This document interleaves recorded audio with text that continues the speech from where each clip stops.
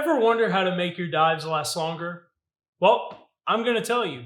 So let's dive in and find out.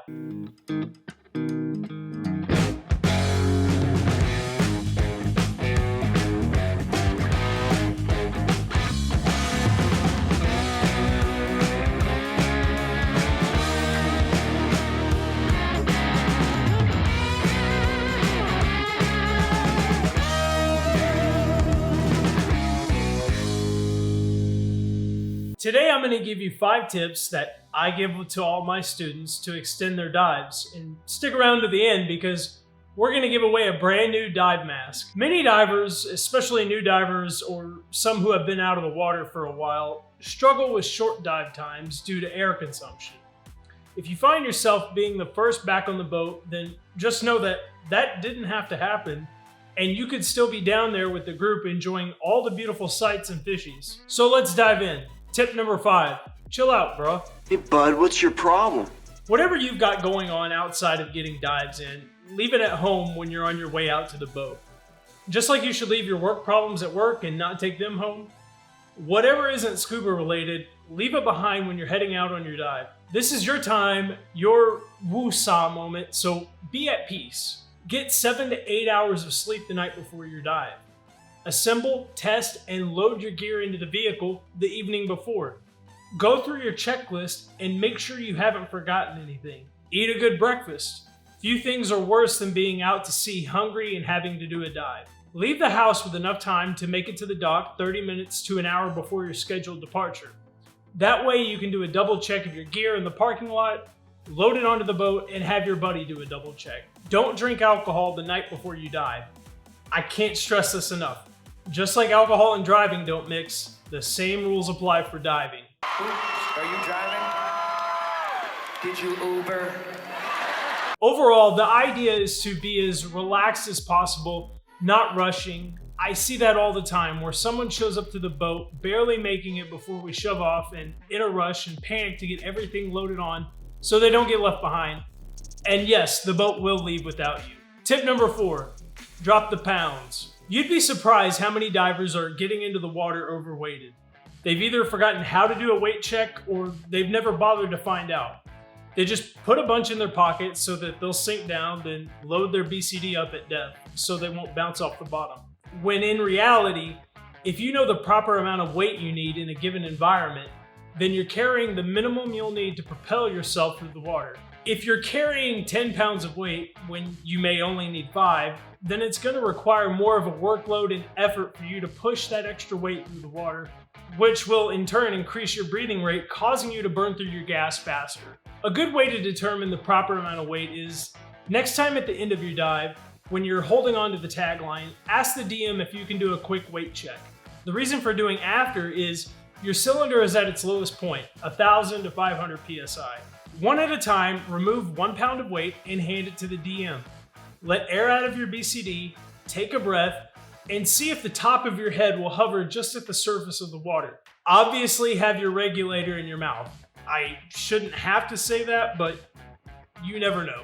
If you're floating above the water, then you don't have enough. If you're descending and keep going down, then you've got too much weight. Either way, keep making adjustments in 1 pound increments, either taking from the DM or giving them weight out of your pockets. The 1 pound increments are going to help you gauge the proper weight. If you do it in higher increments, then you may not hit the correct balance. Keep in mind that the weight you will need can change depending on what type of water you're in, fresh or salt, if you change the thickness of your wetsuit you're in, and in general, weight loss or gain will affect it. Tip number 3, be neutrally buoyant. Being neutrally buoyant means to be at a rest hovering in place, not going up or down and not relying on your inflator hose to make adjustments. Once you've got your proper weight down, this will get a lot easier, but you're always going to be working on it. So you've got your ideal amount of weight in. At the beginning of your dive, what you're going to do is let the air out of your BCD, make a safe descent, properly clearing your ears until you're at your planned depth. Then, in 2 quick burst increments, add air to your BCD until you're at a hover position and you're not going up or down. You're basically just frozen still. Then you should be able to go up or down by breathing in or out. This is the perfect place to be because if you're constantly using your inflator hose to adjust buoyancy, then what are you doing? You're taking gas out of your cylinder, which is meant for your breathing, and wasting it just by sending it back up to the surface for no good reason. Tip number 4, don't be a drag. Keeping a low profile is going to drastically reduce the amount of air you burn through because a good trim position will require less effort and less breathing throughout your dive. So how do you get that good trim position? Well, it all starts with your gear configuration. Not having things hanging off during a dive. If you saw my rec gear setup, then you saw things like my DSMBs attached between my backplate and wing via bungee straps, and not simply clicked off with the reel and all hanging. Proper hose routing and making sure you're not dragging them or having big sections arced out in front of your body. Start by getting the right hose length so that you don't have too much excess.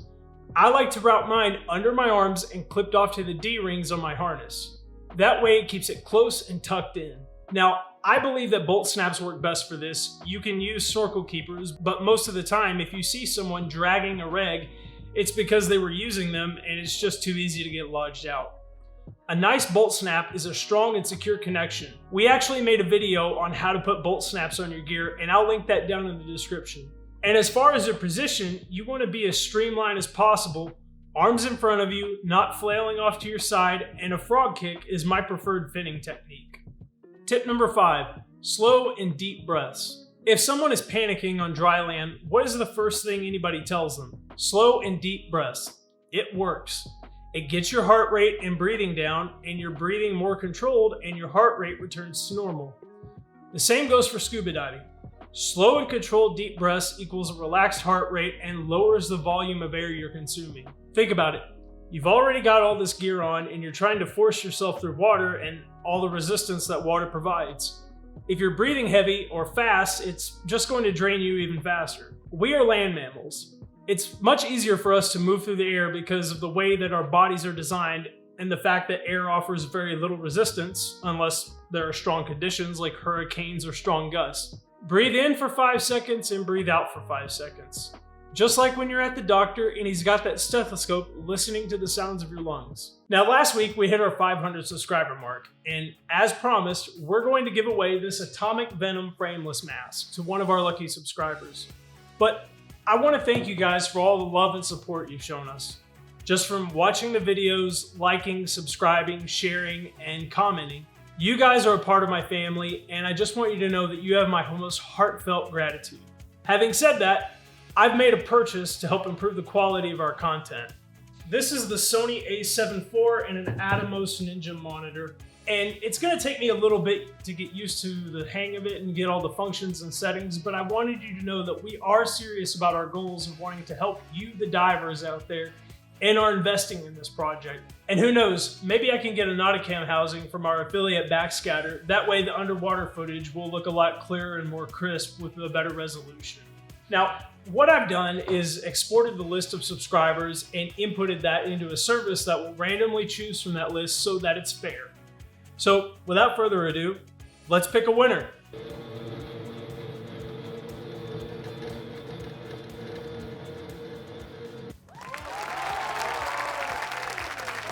So there you go. Congratulations, Aquatic Discovery Scuba. I'll send you an email to the address attached to your YouTube account.